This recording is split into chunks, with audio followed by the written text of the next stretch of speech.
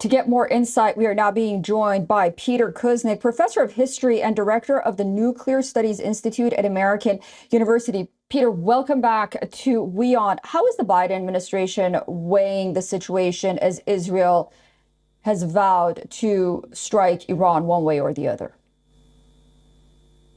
Publicly, at least, the Biden administration is urging restraint.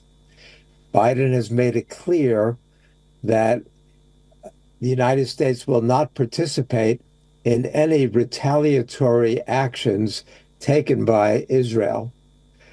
But Biden has done nothing to distance himself, really.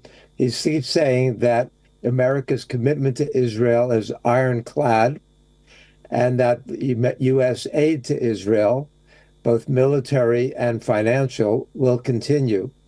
So while Biden has urged Israel not to take any actions that will escalate the conflict, that will broaden it, that will induce an Iranian retaliation against Israel in a counterstrike, Biden's influence with Netanyahu has been very, very limited up to this point. So the United States does not want to see a regional war. The United States does not want to get involved in a war with Iran at this point. But the United States has very little ability to control what Israel does.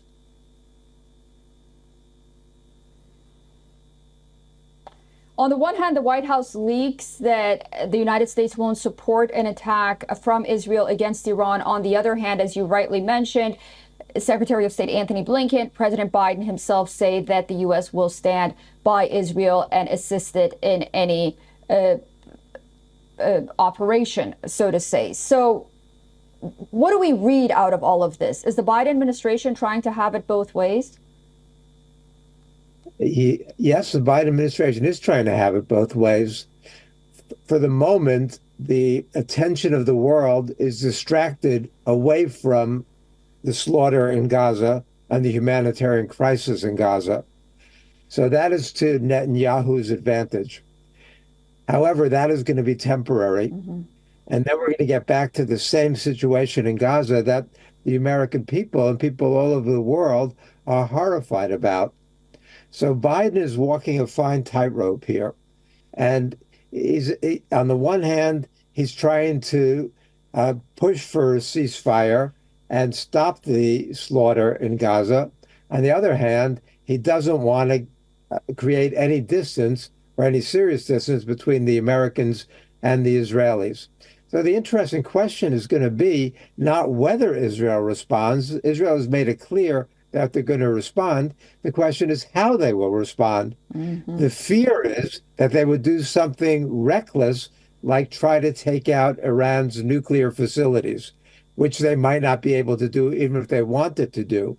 The IAEA has warned about this and removed some of its personnel from Iran's nuclear facilities. The likelihood is that there'll be a more limited response, either against Iran's proxies throughout the region, possibly a cyber attack inside of Iran, and possibly limited bombing inside Iran, perhaps the facilities in Iran that produce the drones that were used to attack Israel, along with the missiles. And the question, well, of course, we'll be watching very closely as the world is watching. Yes, please. We hope that this does not lead to a broader war throughout the region. Could be catastrophic. Yeah, absolutely. Professor Kuznick, it's always a pleasure to talk to you. Thank you so much for joining us on WION, and do come back. Thank you.